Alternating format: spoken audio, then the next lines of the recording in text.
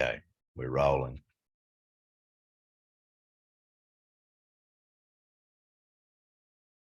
And few participants starting to roll up, 11, 12.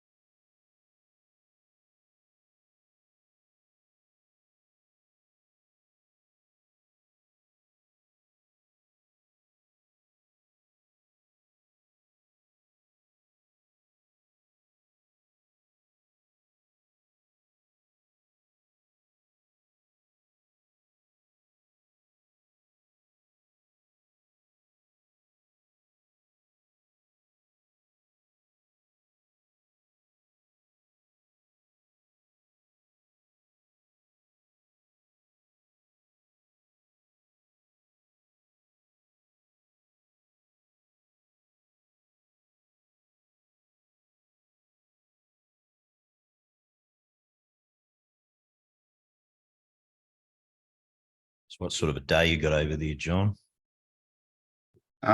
Typical Florida. I think we said it in your temperature, it's 39, 38. It was 100 for us, 104. 2 days ago was 104. So it's a little warm. Yeah, I'll bet. Humid with it. Raining almost every afternoon and 100 degrees. I live in a giant steam bath.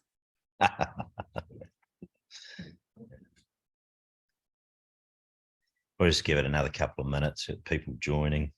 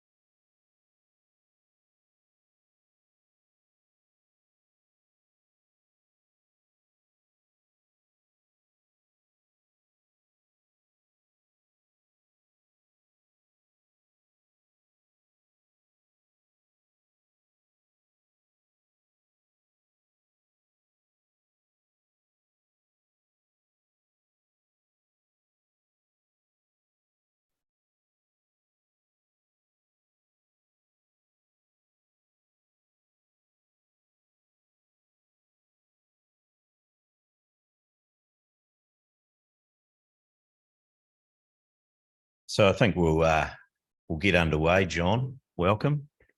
Thank you. We've had everybody's joined the webinar. There's still a few sort of coming in. Just a bit of housekeeping for everybody joining us. We've got the webinar is being recorded, and we'll be making that available after the webinar. Please use the question and answer option at the bottom of your Zoom meeting for any questions you've got. We'll be curating those and putting them to John, the ones that come through. After the webinar's finished, we'll also email everybody with a link for that recording, and you'll receive a short survey just asking for some feedback on the webinar, which we'd really appreciate. Look, without further ado, as you might have heard, John's joining us from Florida in the United States. And you will have read his intro. Many of you will know him through either our connections or your connections with him in various other organisations. John is a well-known, well-connected and experienced CEO, business leader, and a sought-after business and leadership keynote speaker. And he's working as both a strategist and an executive leadership coach. I think the thing about John is he has long tenures. He's certainly a trusted advisor by many organisations. I think perhaps emphasised by your long tenure speaking at Wharton Business School, John, well over 20 years. Organisations such as the Growth Faculty, the Entrepreneurs Organisation. And John has been a long-term strategic partner of our business. It's over 13 years. He advises our board, he advises the partners, and he's become a close friend. So welcome, John. It's great to have you. And it's great just to be able to pick your brains on a few things, I guess, and what you're seeing in the market over there. I've asked John to give us insights around leading through turbulent times. We all know the patterns and the challenges. And without further ado, I'll hand it over to you, John. Thanks, Kendall. I appreciate it. It's an honor to be here with you. Good morning, good afternoon, good evening to people. We've got folks from all over the world. Of course, several people from New Zealand. Some of my friends I know there. We have folks from Mexico, UK, Canada, a few other places. You will also get, by the way, the PowerPoint slide deck for this presentation and pretty much anything you needed from follow-up. I'm gonna go ahead and share my screen, get some stuff out to take notes. Gonna cover a lot of things, and I go fairly quickly. So, boom.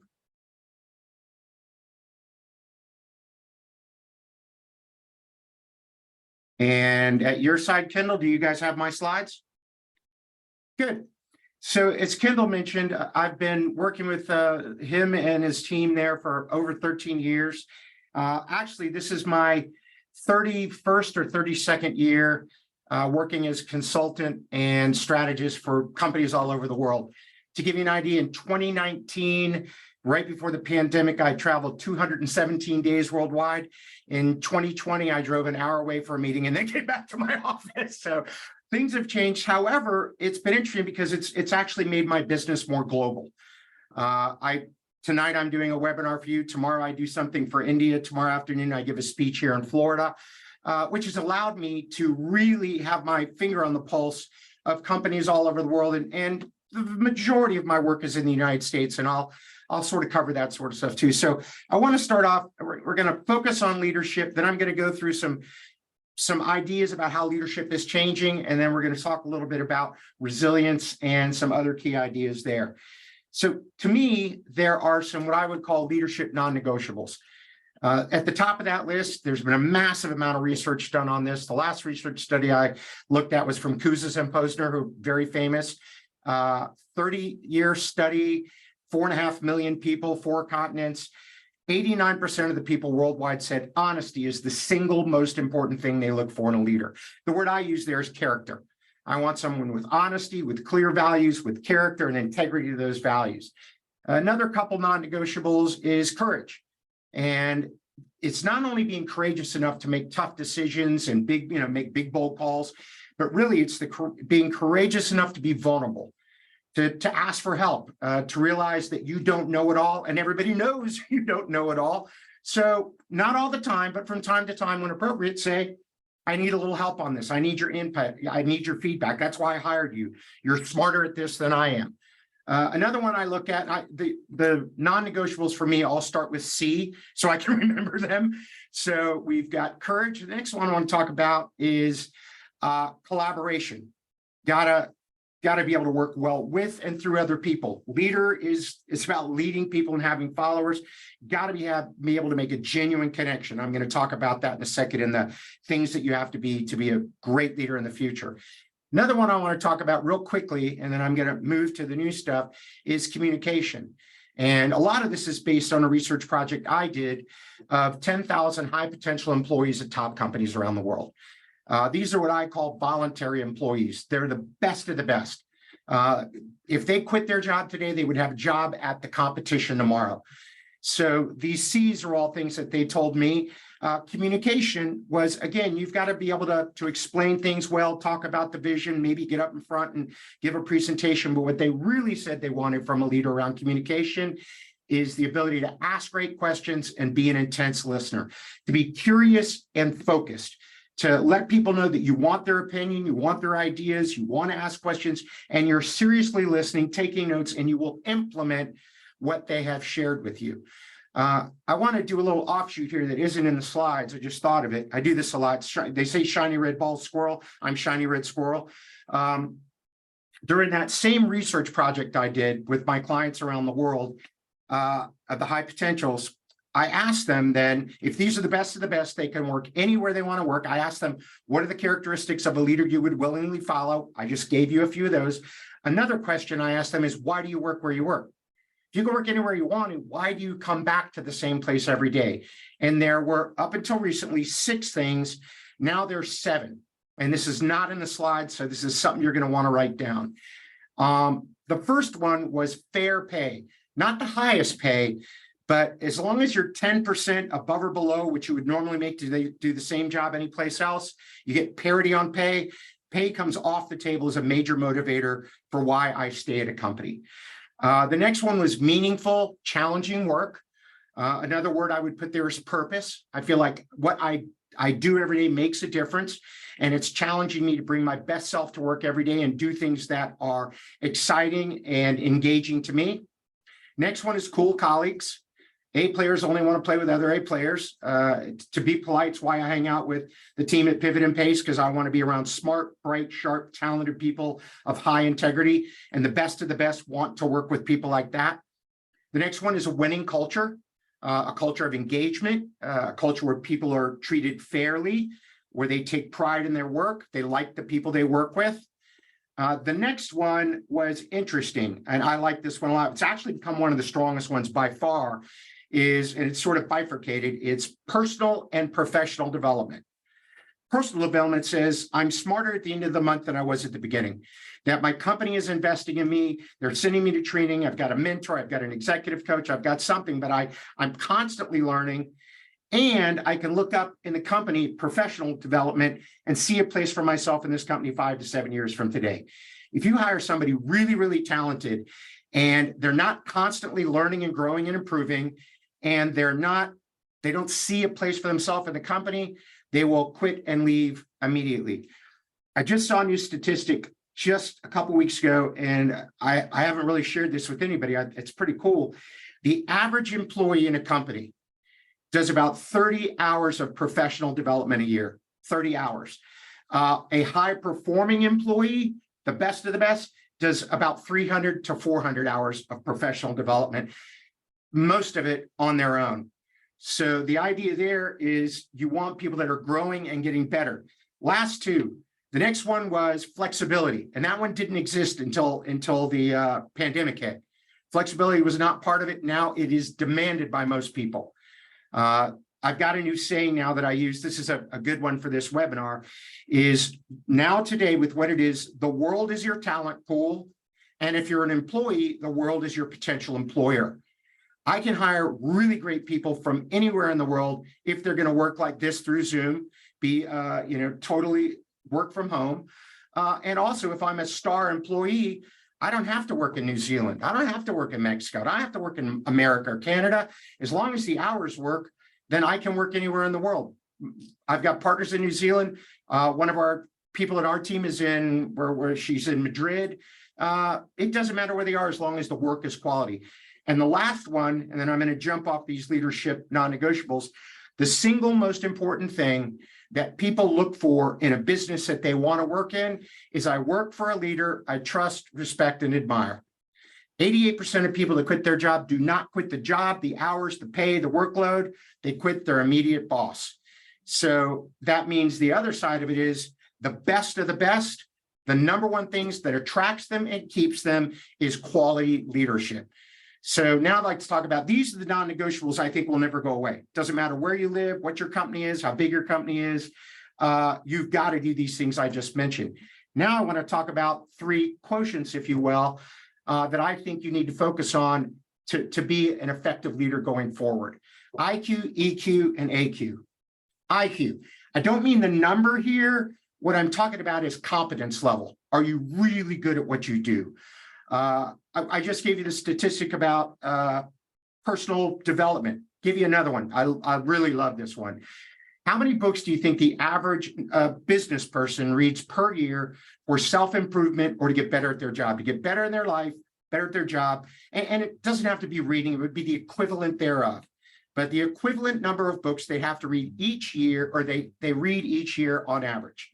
The answer is 0.5. It's like 70% of people who graduate college never read another nonfiction book for the rest of their lives. I don't want this person on my team. So here's the challenge for all of you. And for those of you that have heard me talk before, I almost never give a presentation that I don't put this in here. If you were to read one book or the equivalent thereof every other month, 6 books a year, you're in the top 1% of whatever country you live in. 6 books, top 1%. If you were to read 1 a month, 12 a year, you're in the top 1% on the face of the earth. So we talk about this first one, IQ, it's competence, and it's all about dedicating yourself to lifelong learning. to constantly improving, trying to get better, learn more things, and improve your ability to do your job, help other people do their jobs well, and be a great leader. IQ. The next one we're going to talk about is EQ. And this is your emotional quotient. This is your ability to interact well with other people. When I'm teaching a class live, I will often ask folks to take a piece of paper, draw a line down the middle. On one side, write best boss ever. On the other side, write worst boss ever. And then I want you to list the characteristics of each of those. What was it about one that made him so fantastic that you love working for them? They're incredible. What was it about the other one that made them so bad, so horrible, so terrible that they were the worst boss you ever worked for? After everybody lists out those characteristics, attitudes, attributes, whatever it might be, I ask them next to each one, put IQ or EQ. Is this a competency issue or is this a connection, empathy issue? The average is 9-to-1 EQ to IQ. In other words, EQ is much 9 times more important than IQ. You must be competent at what you do, but it is impossible to be an effective leader if you don't have high EQ. And it's getting more and more important. The folks that are coming into the workforce now, some of us here grew up, it was all command and control. Several of the people there at Pivot and Pace were former military. And even in the military, you've got to show empathy and care and concern for your soldiers. And it's becoming more and more important. So I want to take a second and talk about some of the elements of EQ. Oh, there's that. See, I put a brand new slide deck together every time I present. So I didn't realize I already had that slide. You can ask the question at your office. So here are 4 major things I look at when I look at EQ. First is self-awareness. And this is the ability to accurately, that's the word I wanted, accurately name the actual emotion you're feeling. If you ask most people, what were the emotions you felt last week? They're only going to give you 3 or 4 or 5. I was mad, I was happy, I was sad, I was anxious, not much. If you ask someone with a really high EQ, what were the emotions you felt? They have a much broader palette. They'll say, I was anxious, frustrated, upset, concerned, confused, agitated, whatever it might be. And they can back up and say, I'm not mad here, I'm just agitated. I'm not upset, I'm just concerned. And that because they can change the way they look at their emotions, they change the emotions they're feeling, which then leads to level 2, which is self-regulation. And self-regulation is, now that I understand the emotion I'm feeling, what is the appropriate response in the situation I'm in? I think all of us probably on this webinar have been in a meeting room or in a meeting where someone gets upset and they have no self-awareness of it and no self-regulation, and they get mad and they pound the table, or they yell, or they raise their voice, or the veins come out of their neck. I gave a talk today. I asked how many people want to work for someone like that. Nobody wants to work for someone that can't control their negative emotions or get totally out of control of all their emotions. The third one then is empathy. Now that I understand what emotions are, I'm regulating my emotions so they're appropriate for the situation. Now I want to step back and try to understand the emotions of other people. And there's 3 levels of this. There's sympathy, empathy, and compassion. Sympathy says, I feel bad for you. I'm sorry this happened to you. I'm sad because of what happened. So empathy is, or sympathy is, I'm sorry, I feel bad. Empathy is, I think I understand how you feel. Not, I know how you feel, because the other person says, no, you don't. You're, yes, I do. No, we're not going to go there. It's, I think I know how you feel. I've been in a situation that's kind of similar, and I think I understand how you feel. You're trying to make a connection there. And then compassion says, I want to take it even a step further. I think I know how you feel, and I want to help you feel better. I want to be part of the solution. And as a leader, empathy is the level you want to be at. Sympathy can actually push a little bit too far in some situations, depending on your relationship with the other person. Then the last one is, now that you understand these, how well do you manage the people around you? Your ability to effectively interact with them, understanding the emotions and the concerns, the feelings of the people around you. 2 things. I've heard people tell me, oh, John, this is just soft skills. It's not that big of a deal. No, it's a big deal. You just heard it's actually more important than IQ. If you're competent and you have a low EQ, you are not an effective leader. If you're incompetent, you of course can't lead, but you want to be highly competent and have a high EQ.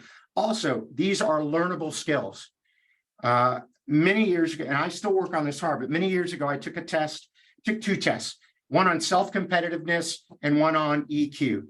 On the one on self-competitiveness, the doctor that helped me, the woman said, "John, you have the highest score we've ever seen on self-competitiveness." And I'm like, "Yes, I am number one, best score ever." And she's like, "John, you don't want to be the highest on self-competitiveness." I'm like, "No, I got the highest score." She goes, "You also got one of the lowest scores we've ever seen on EQ." I'm like, big deal. However, now I realize how important it is. You can get better and better by working especially on the self-awareness and self-regulation. Self-awareness, self-regulation. The other things will start to fill in as you go. So we've got IQ, we've got EQ. Now I want to talk about AQ. AQ is your adaptability quotient, or some people call it your agility quotient. And as you see, it's your aptitude for being able to handle change well. Brand new thing. Most people have heard of IQ, probably most EQ, or also called emotional intelligence sometimes, but AQ is fairly new to the marketplace. It was actually my wife who was listening to the Wharton Business Channel and said, "This is something you need to study and start teaching." Let's look at what AQ is comprised of. Couple of ones. First one is learning agility. And there's two parts to this, and listen carefully, because this is my favorite part by far of AQ. The two parts of learning agility is what I just said, being a voracious learner, being dedicated to lifelong learning, reading, watching videos, reading blogs, listening to audiobooks, constantly adding new information. That's part one. We've already talked about that with your IQ. Part two, here comes my favorite part, is the ability to unlearn quickly, to be agile in identifying things that no longer work and say, "I'm not doing that anymore." And there's a challenge with this. And I think, hang on, boom, boom. It's the next slide, so I won't say it. I usually say it here, but I put a slide in for it. So we've got learning fast and unlearning fast. The next step then is to change your behavior according to what you're learning and what you're unlearning. It's what we call the knowing doing gap. It's one thing to know these things and understand them. It's another thing to actively put them into practice. So people with a high AQ have the ability to learn and unlearn, and then take those things and effectively and quickly and with agility change their behavior to match it. Part of obviously being adaptable with AQ is high levels of innovation, creativity. Again, it's a lot of people are born with being really creative and innovative. It's just the way their brain works. But there are techniques and there are skills and there are classes you can go to learn to be more innovative and creative, which leads to the last one, resilience, because you're going to fail. If you're innovating, you're being creative, you're trying new things, you're learning things, you're unlearning things, you're changing behavior, stuff's going to go wrong. And resilience, I like this. I heard it before. Some people say it's the ability to bounce back. It's really resilience in this thing around AQ is the ability to bounce forward, to take a failure and use all these other things to use it as a learning experience and move quickly going forward. Here's my hypothesis or my belief, whatever word I want to use here, is I believe that going forward, AQ is going to be more important than EQ or IQ. Got to be competent, got to be able to get along with other people well. But if you can't change and adapt and be agile and nimble and learn and unlearn quickly and change behaviors, there is no way you can be successful as a leader in the future. However, and this is the slide I was thinking about earlier, there's a thing called the adaptability paradox. And what that is if you're not good at AQ, the more pressure you get under, the more you tend to go back to the things that worked in the past. We've all been through this. The pandemic changed a lot about the way we work. And in many ways, it's not always ever going to go back to the way it was before. Someone with a high AQ has the ability to look at. Someone with low is going to try to enforce, well, this is the way we've done it for 20 years, so this is the way we're going to do it. That is, it's relying on those things that no longer work that get you into some serious trouble around AQ. So I've told you about how to personally improve your AQ. I'm not going to go through all these. I just want you to take a second and look at these. And as you look at these, I want you to think about your organization. What are the areas you do really, really well now, where you have a high AQ now, and where are the areas that you struggle as an organization? And I'll have a sip of water while you guys look that over for a second.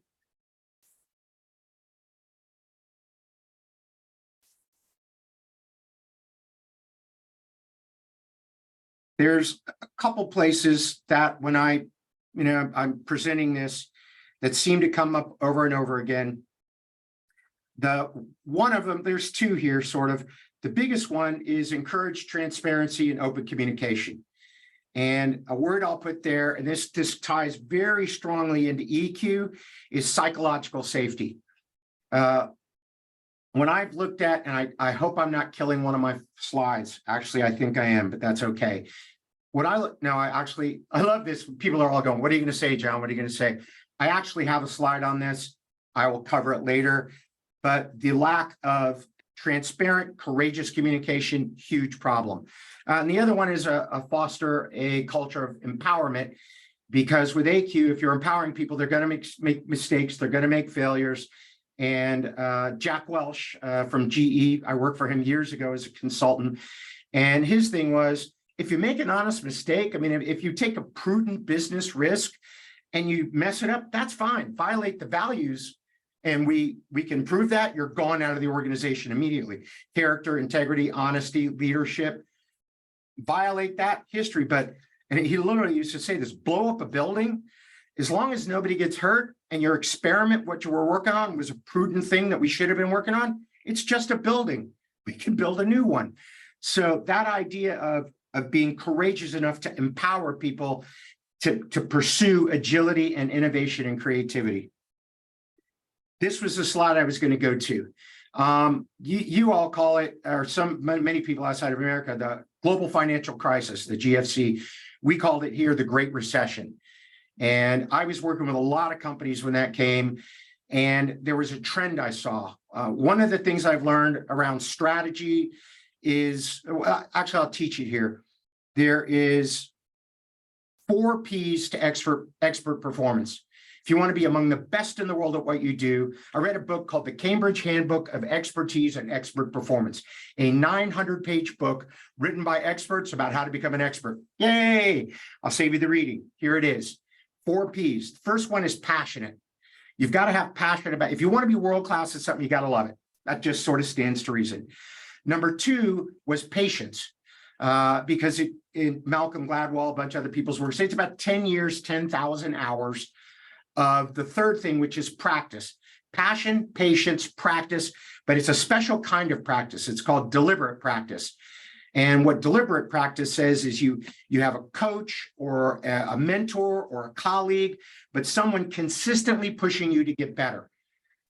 Because without that, people will tend to just do the stuff they're comfortable with and the stuff they're good at. If you have deliberate practice, says I'm going to try and keep pushing myself out of my comfort zone, going to a level that I'm not quite good at until I get better at it, which leads to the fourth and final P, which is the foundation of strategic thinking and the highest level of expert performance, which is pattern recognition. People who are really, really good at something, that are expert, have the ability to see it in a different way. And I played rugby here in the United States. Very rare. We don't play a lot of rugby here, but it's the ability, for the All Blacks, how some of these guys see the entire field. They know where everybody is. They know where the lines are. They know everything. They can see it all at once. In America, we talk about American football, as in not soccer, but American football. That's when the quarterback drops back and they can see all the receivers, all the defenders. They see it all in their mind at one time. That's the ability to do pattern recognition. From a strategic standpoint and from a business standpoint, the ability to identify patterns is what leads to, and you're seeing it here, is seeing trends and anomalies and changes in the marketplace where you identify a pattern before someone else does, and then you get competitive advantage by using that pattern you've identified before them, your strategic insight, to follow it up with disciplined execution, bring it to the marketplace, and gain competitive advantage. So I've built my entire career around looking for patterns. And the pattern I saw during the GFC or the Great Recession was three things. Number one was a lack of a vivid, compelling, and you can read it, vivid, compelling, well-communicated vision strategy for growth. People were scared. They were nervous. They weren't quite sure their economy was going.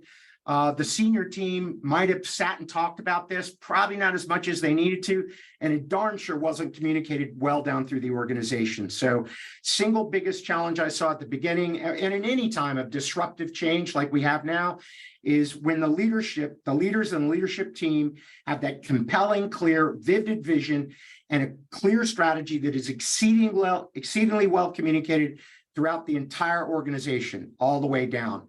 That was number one. Part of that is one of the things that engages employees a lot now is that compelling vision, but tying it to a noble purpose, to something that is meaningful, that I care about, where I feel like my work makes a difference. I'll tell a very quick story around this. For years, I worked with a company that builds gearboxes. Doesn't sound very sexy, but they build them for oil rigs and giant air conditioning units, but they also build them for aircraft carriers, nuclear submarines. And when I was working with them as a consultant, they bought a company that made helicopter gears, specifically for military helicopters, Black Hawk helicopters and such. And when my friend who was the CEO, the new CEO came in, they brought in one of their top customers, which was our Department of Defense. So they brought out one of our generals, covered with medals and all this stuff and stripes and he walks up to the podium, looks out over all the employees and looks at him and says, "You all fix gearboxes on Black Hawk helicopters. Both of my sons fly Black Hawk helicopters in Iraq. Don't kill my boys." And then he walked off the stage. Those people don't make gearboxes anymore. They save American lives of young men and women and bring them back to their families. That's a whole different level of purpose than building good gearboxes. And I'm going to challenge every one of you out there. If you look hard enough, you can almost always tie what you do to an important purpose that is above the vision and the strategy that gets people fully engaged and wants them to be extremely successful, wants the organization to be successful because they want to be part of making that purpose happen. Next one was lack of courageous communication. I was just getting to this, and this is around transparency and psychological safety. You have to create an atmosphere where people feel comfortable to bring bad news without fear of retribution or ridicule, where they could speak with candor, say what's really on their mind. During the last recession, there was that lack of a vision and a strategy and clearly tying it to purpose. The other thing I saw is people knew there was problems in their organizations. They knew they would have financial challenges. They might lose some customers. They might have to lay some people off, but they didn't want to talk about it. It was uncomfortable. They were afraid to have the courageous communication. And because of that, they just kept hoping it would fix itself, hoping it would go away. And there's a cliche sentences, hope is not a strategy. And I saw a lot of organizations really struggle and many fail because problems that were small now that were ignored became overwhelming later on and unable to be fixed. And this is part of resilience. I will tell this story really quickly. Some of you know Jim Collins' work. This is one of his things he talks about, part of resilience and part of this courageous communication. Admiral James Stockdale, highest ranking American military officer, taken prisoner during Vietnam War. He was a naval aviator, got shot down. They put him in the Hanoi Hilton. He's in there for 7 years, just beat, tortured, on and on and on. When he got out, they asked him, what was it about you that allowed you to survive? There are all these other people that didn't make it. You were one of the ones that held through and made it. What was it about you that allowed you to survive? He goes, oh, it's easy. All of the optimists died. Like, what? He said, yeah, the people that kept saying, well, we'll be out by, I'll use American stuff. We'll be out by Thanksgiving. I'll be home for turkey. It'll be great. And Thanksgiving would come and go. I'll be home for Christmas. Christmas would come and go. Easter would come and go. Thanksgiving. And after a couple of that, they lost their optimism and they gave up. They gave up hope and succumbed to not making it out. what Stockdale said, and here it is, and it's really important in challenging times. This is an incredibly pivotal idea for when you're facing a global challenge like we are now. The ability to face the most brutal facts of your current reality without ever losing faith that you will persevere in the end. Companies that I've worked with that are able to look at the hard truths, the things that are painful and difficult and scary, and say, together as a team, with all our leaders and the way we lead, we're going to be able to tackle this, and we will be stronger on the other side. The companies that failed, like I said, are the ones that couldn't have those conversations and kept hoping things would get better. And like Stockdale said, hope is not, optimists didn't make it. And then the last one is lack of disciplined execution. And this is actually still to this day, the single biggest problem I see in companies around the world. There is actually no lack of very talented people and innovative ideas and cool strategies and great products and services. But there is a huge shortage of people that can take those ideas and turn them into action, that can execute with discipline. The greatest strategy on the face of the earth, and I've done, like the guys at Pivot and Pace, I've done strategy work for dozens and hundreds of companies, all the way up to the Fortune 100. You know, 50, 60, 70, $80 billion companies. It doesn't matter. They have huge strategy departments. It doesn't matter if the leadership team and the key leaders throughout the organization are absolutely stunning at executing on the strategy. So those are the three big things: lack of a vivid, compelling, and well-communicated vision and strategy for growth, lack of courageous communication, and lack of disciplined execution. One of the ways you can encourage disciplined execution is by creating a culture of accountability. And I want to go through 6 things of how you create that kind of culture to make sure that you execute on the things that are most important. The first one, and I think this is sort of the foundation of accountability, is exceedingly clear expectations. No guessing. You want 100% clarity plus appropriate authority and resources. Step 1. I want to explain to, and this is for mission critical stuff. It's not like, hey, can you go get some coffee for everybody in the office? This is a do or die thing that must be done in your office, that for your company or organization, is I need to get excruciatingly clear with that person specifically what success looks like. And I'd like to set those goals, those KPIs, OKRs, whatever you want to call them, binary. It's 1, 0, yes, white, black, yes, no, black, white, no guessing. One of my friends in New Zealand taught me a great phrase. I love it. Ambiguity breeds mediocrity. So step 1 is I've got to clearly show them, tell them, explain them what success looks like. Step 2 then is I want them to explain it back to me. I want them to write me a memo and tell me everything I just said, so we can sit down together and look at it. And I can look at it and say, okay, you understand this. You've got it. What you've just written here is perfect. And then I want 2 sentences at the bottom of that sheet. One says, I believe this is a reasonable goal. Number 2 is I accept 100% accountability. Then you both sign that. It's called an accountability agreement. Now I have 100% clear instructions and 100% accountability, or 100% agreement. Next ones are pretty straightforward. Track and post. I want to be able to make sure that I'm keeping up with all of the elements of the thing, making sure people are on target. When they get off target, they don't get in trouble. We use green, yellow, red. Green, you're doing great. Yellow, you're struggling. Red, you're really struggling badly. You're in serious shape. When someone slips from green to yellow, you don't yell at them. You go in and help them. Because most people think tracking equals punishment. What we want people to understand is tracking equals help. We want everyone to stay in green, green, green, green. Yelling at you, pressuring you, threatening you is not going to get you back in green. When you get back in green, we want to celebrate success. I like to use the word lavishly. That doesn't mean you throw money at everybody, but you make a big deal out of people when they are constantly green, green, green. And then the last one is to refuse to tolerate mediocrity. Great question I love to ask. I'd like each of you on the call right now to think of the lowest performing employee in your entire organization. Who is the most mediocre person that works in your company? Everybody got it? Now realize that person sets the standard of excellence for everyone else in your company. Because if that's good enough, they still get paid, they come to work every day, everything's fine, then obviously that level of behavior is acceptable in your organization. I usually follow that up by saying, how would you like me to bring you 10 more people just like that tomorrow? And everyone goes, no. And I go, then why do you have one? So that refuse to tolerate mediocrity is a big one. And aside here, people often don't want to hold people accountable because they feel like they're being mean. When you have very clear expectations, everything's binary. It's not me versus you. It's me and you looking at the numbers. There's no emotion, politics, personality, all that's taken out of it because it's data. You're okay, your performance isn't okay. I like you, but you said you were going to sell $2 million this year. You've only sold $1 million.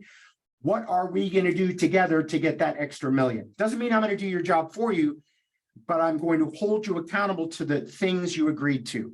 That's what takes that mean boss out to reasonable boss that holds me accountable for what I promised to. I'm not going to answer questions now. Do you have any good questions that you want to hit me with, Kendall? I can do a couple. I think we push on, John. Are you sure? Yeah, we'll pick it up at the end. You got it, mate. All right. I love this one. If you don't like change, you're going to like irrelevance even less. General Eric Shinseki from the United States Army. We are faced with a lot of change. We got a lot of things going on right now. We live in a VUCA, and I added H because Greg Allnut at Pivot and Pace said this is a new element we have to add to it. VUCA stands for volatility, uncertainty, complexity, and ambiguity.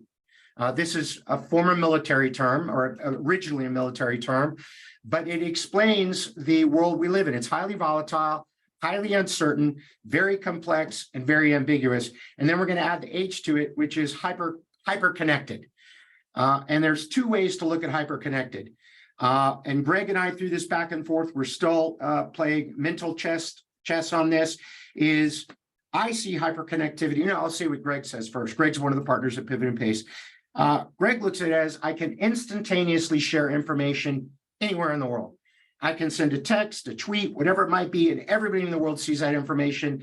And you have to be careful and understand that and realize that there are bad actors, there's false information, there are good opportunities for that, but that information travels faster and wider. We are hyper-connected than ever before. And I'll tell you now what mine is. I see hyper-connected as, well, this idea. Here's how you fight them. You counter volatility with vision. Things are scary. Here's our vision for where we're going. Uncertainty with understanding. We're going to study it, look at it. We're going to get rid of as many uncertain things as we can and create some certainty. Complexity, I would say, to simplicity. Complexity with clarity.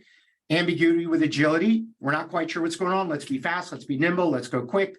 Figure out what works. Find what works. Find what doesn't work. Move forward. AQ.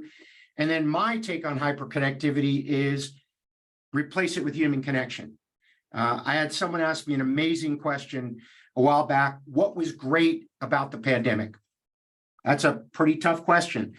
And when I gave it thought was, I used to spend a couple hundred days a year on the road. I didn't get a chance to talk to anybody. I was on an airplane. I was making a presentation. I was coaching somebody. I was in a hotel.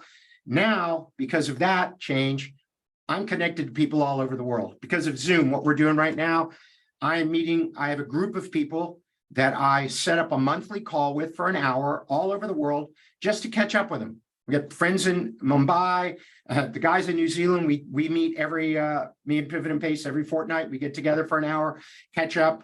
I've got about a dozen people like that now because of hyperconnectivity, I can make a much stronger human connection, learn from them, and create a network, sort of a mastermind group of talented people that in the past, maybe 10 years ago, keeping that level of connection was pretty much impossible. Or at least not at the level we have now. So as you look at a VUCA world, volatile, uncertain, complex, ambiguous, and hyper-connected, VUCA H, these are some of the things that contribute to that. And these are overwhelming. And there's a couple of black swans in there, that when we had the pandemic, no one could have seen that coming. The war, no one really could have seen that coming. Some of these other things are changing. So there's a lot of change. Here is how people respond. Most people have responded to what they perceive as negative change. And for those of you that have studied this sort of stuff, this is actually the same cycle that someone goes through when someone close to them passes away. So to bring this idea across, I think the pandemic is a pretty good example. Everything was stable, going along, business as usual, doing all our stuff, me flying all over the world. And then all of a sudden, bam, quarantine, totally immobilized. Everybody in America, we say, like a deer in the headlights, like, didn't know what to do. Then there was a stage of denial. No, this isn't going to last. It's just something in China. It's not going to bother us. Won't come to my town. It'll be okay. I'm going to be fine. Then people say, no, you're going to put on a mask and go, and you can't leave your house for months. You can't travel. You can't go any place. You can't go out and open. You can't go see your friends. And people got very angry about that. I know in the United States, we still have some extremely angry people about quarantine.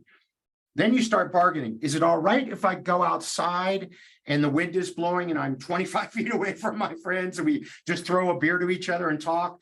And, how can I just get around this a little bit? And we saw us doing that, bargaining. And then finally, you realize that bargaining isn't going to help. And you go into depression. And you realize that this isn't going to change. It's different. There's nothing I can do to fix it. Which then you get to testing and say, well, how am I going to adjust then? If this is the new normal, this is the new way it's going to be, this is the change I have to address.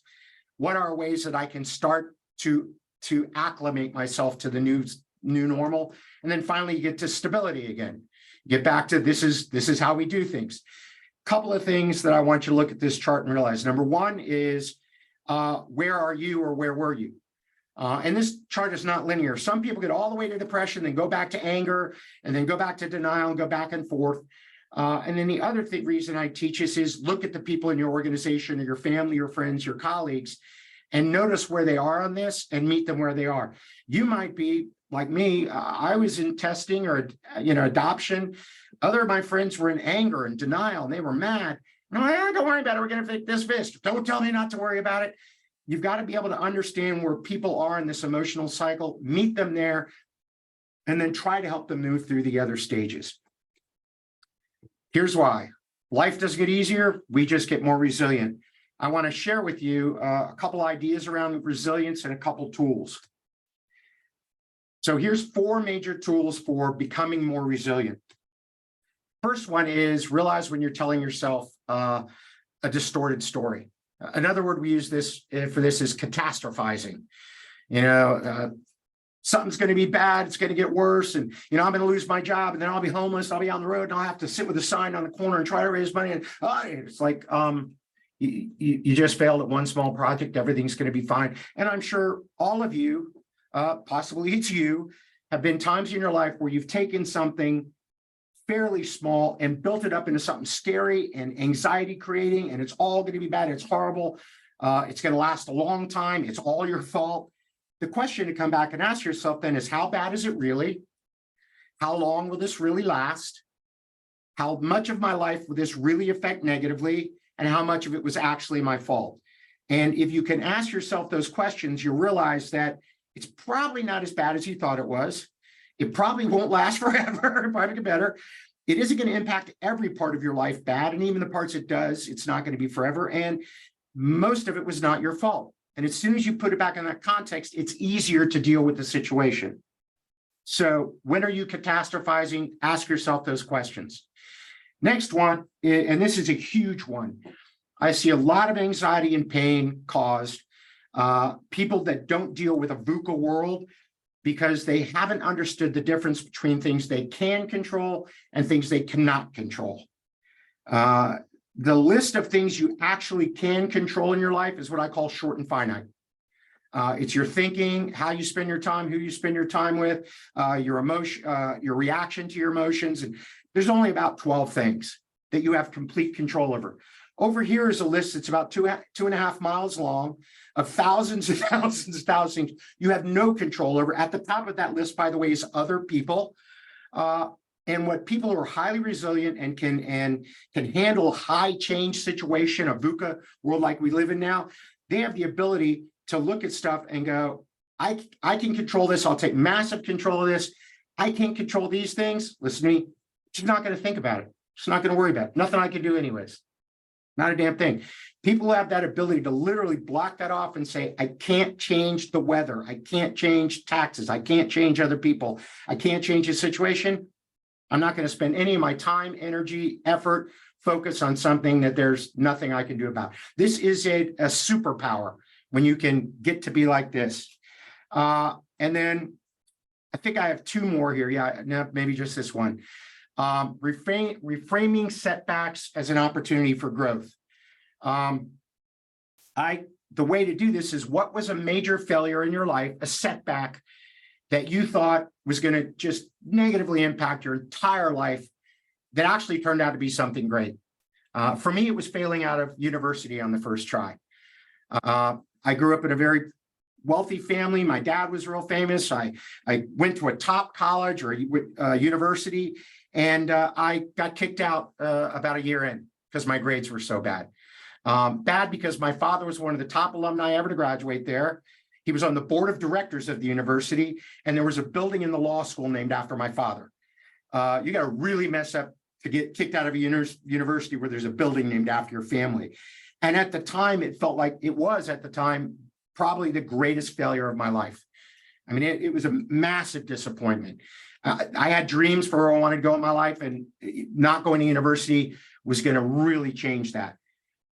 I was able to turn it around, go to a sort of obscure university, and eventually get admitted to another higher level prestigious university, and ended up graduating number 4 in the entire United States and being named the CEO of one of the Rockefeller Foundations when I was 26 years old, overseeing projects in 20 countries around the world.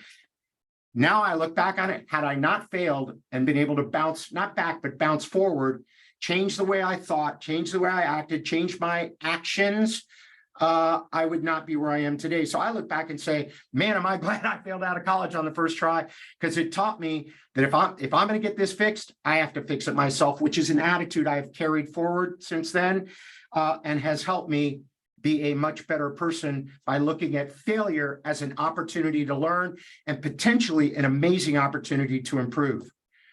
And then this is the last one. And this is for those of you there that you've been through the earthquakes, for the folks in New Zealand.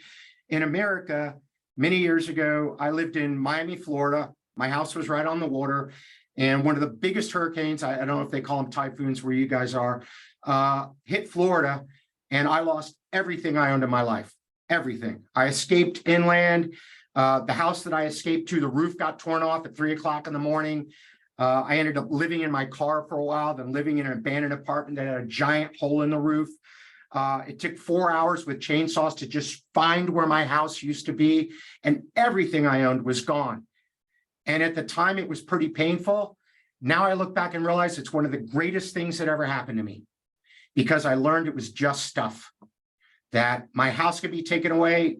As long as everyone was healthy, nobody got killed, other stuff can be rebuilt. So the reason I teach this with change and resilience is, what are times in your life that stuff happened that was really challenging, incredibly stressful, but it actually made you stronger? Why I say all these things is, when you're faced with what's perceived as strong negative change, that going to these things of, am I catastrophizing? What can I control and not control here? When have I failed in the past that actually was great? And let me look at the situation around and say, is this failure that happened right now in this fast changing world, will this one day be something that I learn a lot from? And the last one, which helps me the most, is, if I could make it through that, I can make it through this.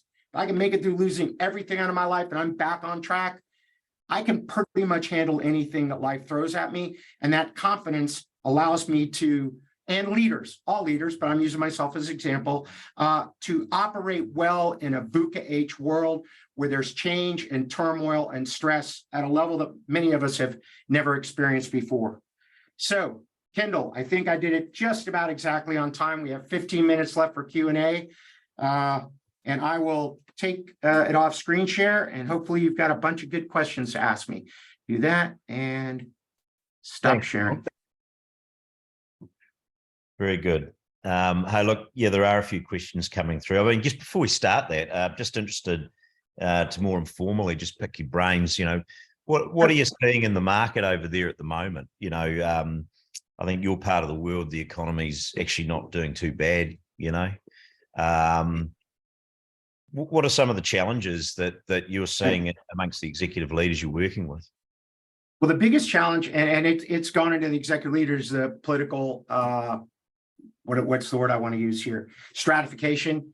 It's because it's permeated every part of our country.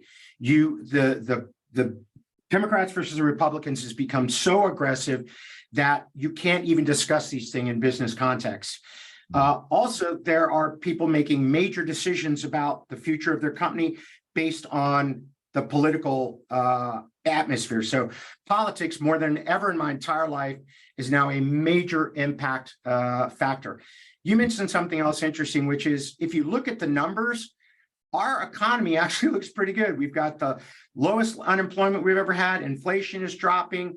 One of the things I'm seeing here, and we'll go in quickly, is a lot of the larger companies are keeping their prices very high and making the most profit ever in the history of their company.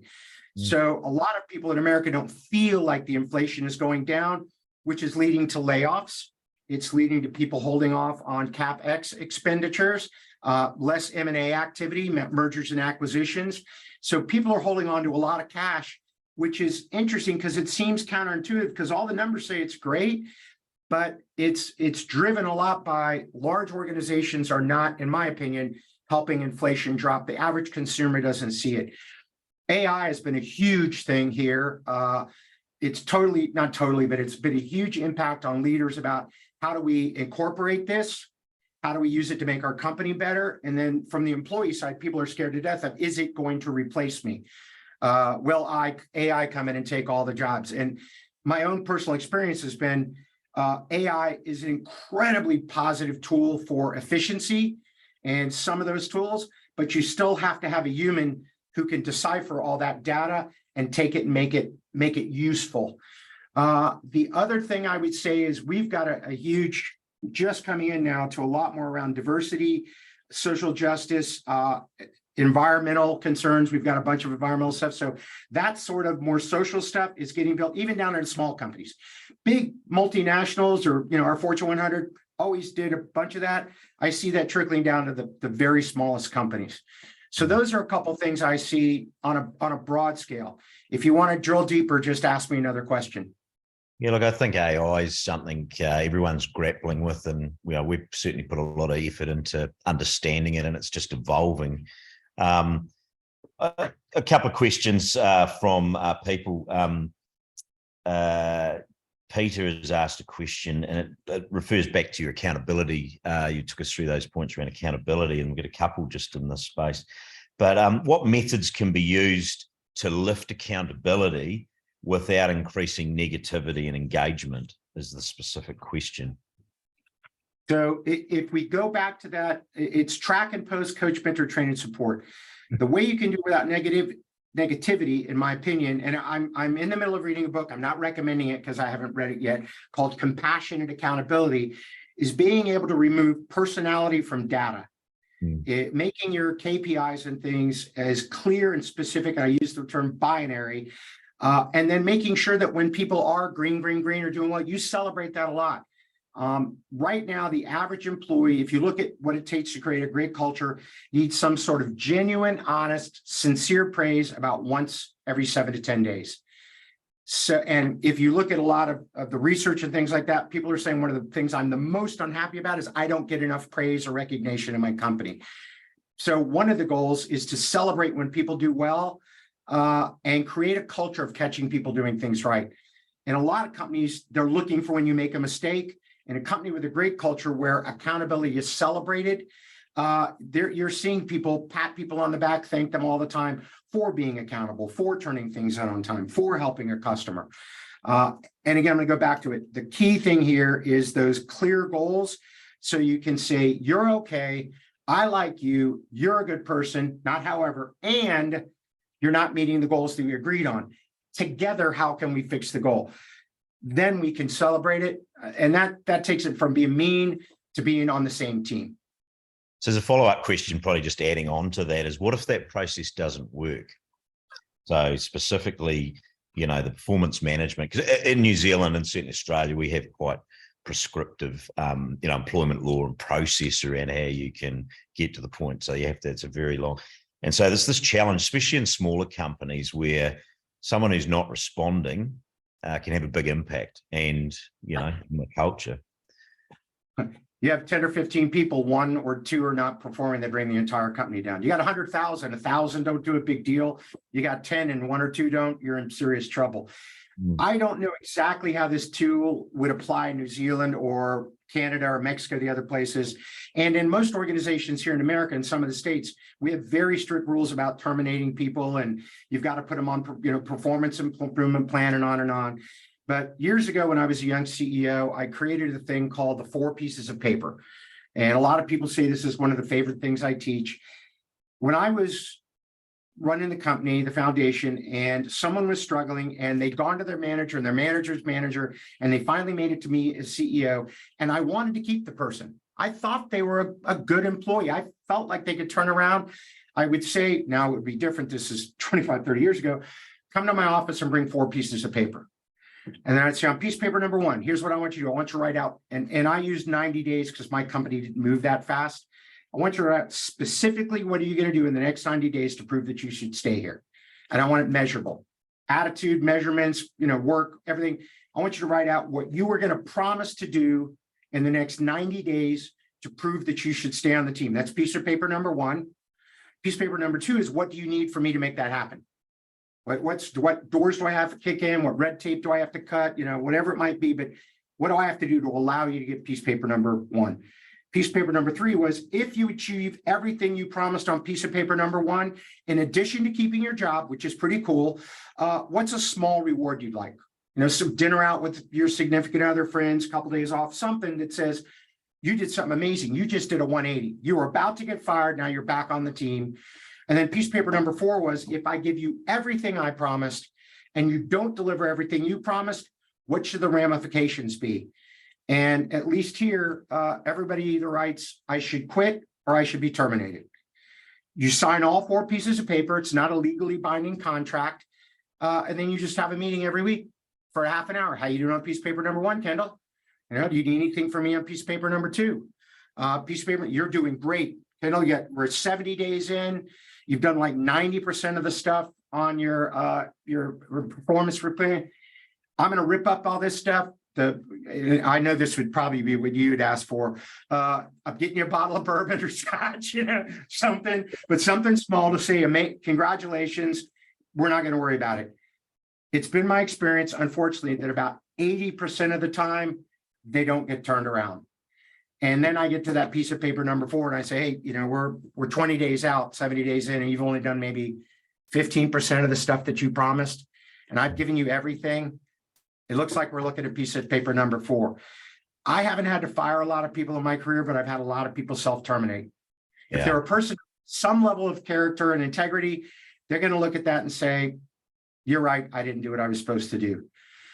So that's the tool that I use. And the neat thing about that tool is a person can't say, I didn't think it was fair. No, you wrote the goals. You didn't give me everything you wanted. No, we checked it all off.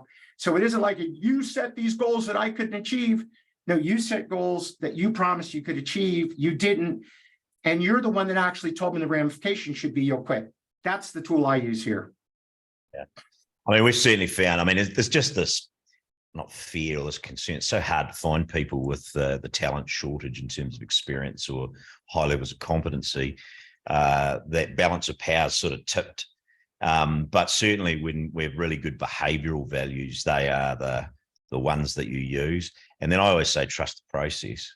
So once you follow it through, you make a courageous decision and you work in the best interests of your top performers, and you remove the person from the company and trust the process. And to be fair, I haven't seen it. If you've done best endeavors and followed it through, it tends to work.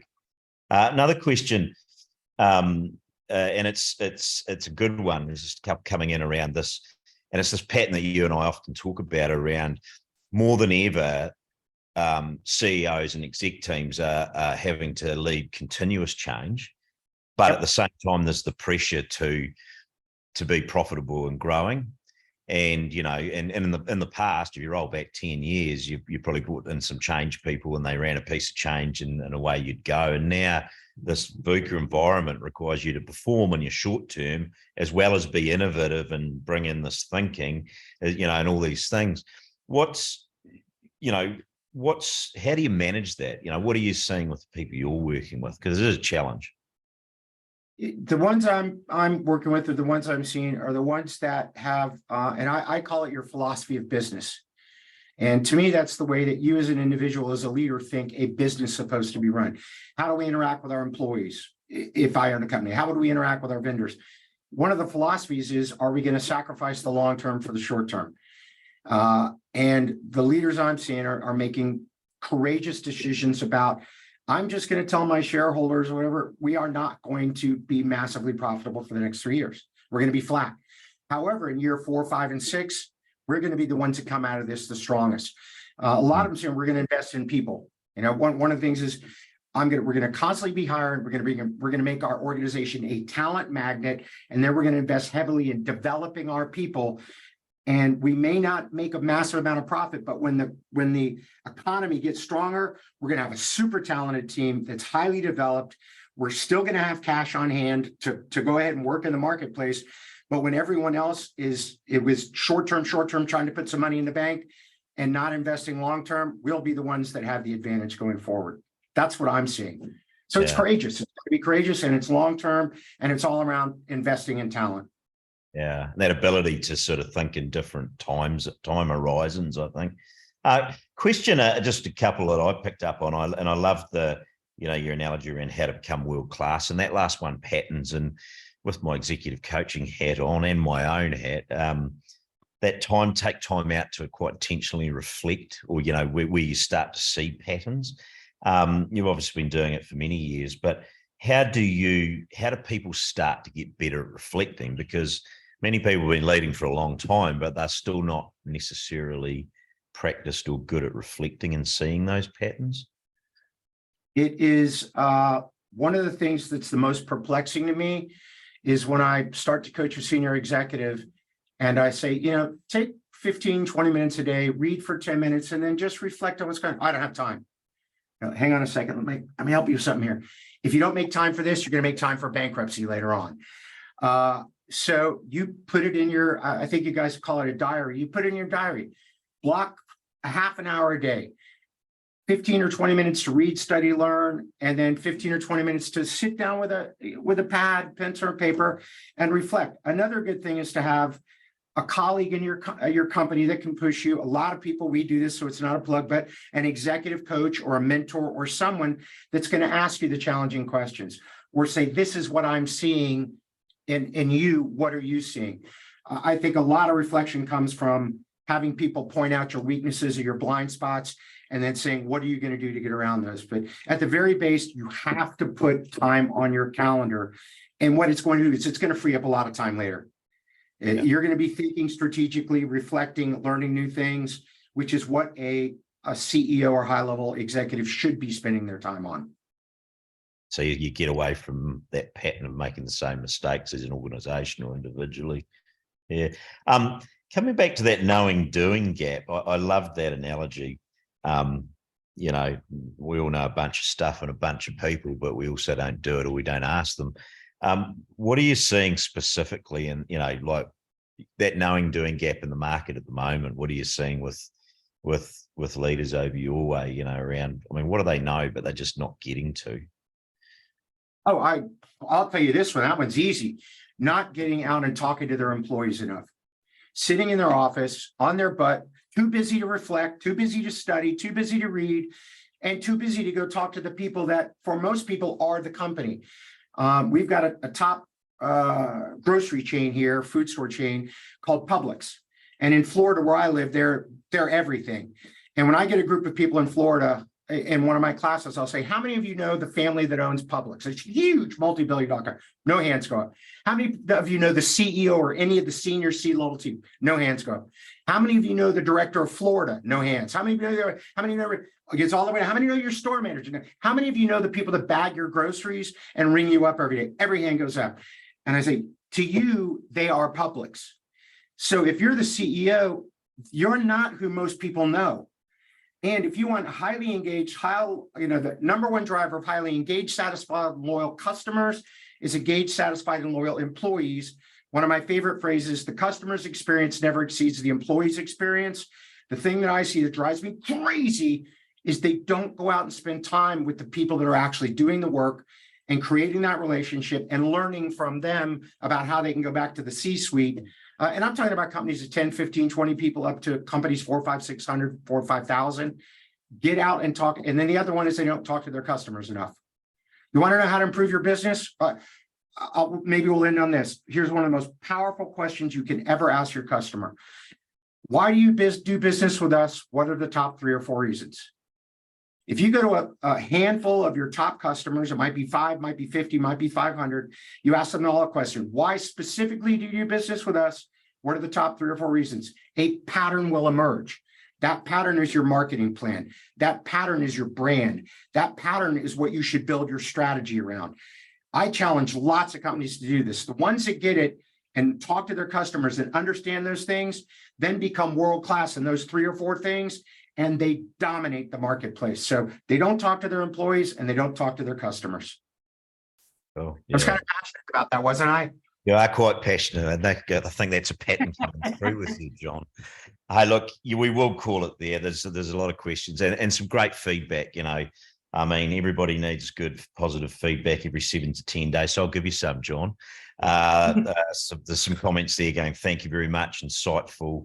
It's been a great shot in the arm to get out there and do some of this stuff. So there's the knowing doing gap. There's certainly a lot thanking them for just giving them a bit of, a nudge in the right direction. And so, I really want to thank you, John, for taking the time. I know it's hot over there. It's early evening in Florida. We really value the relationship we have, and we value your insights today. So thank you very much for your time. My honor, it's my pleasure. I'm extremely honored to be a partner, a strategic partner with all of you at Pivot and Pace. It means a lot to me, and it adds a lot of value to me as well. Cool, thanks.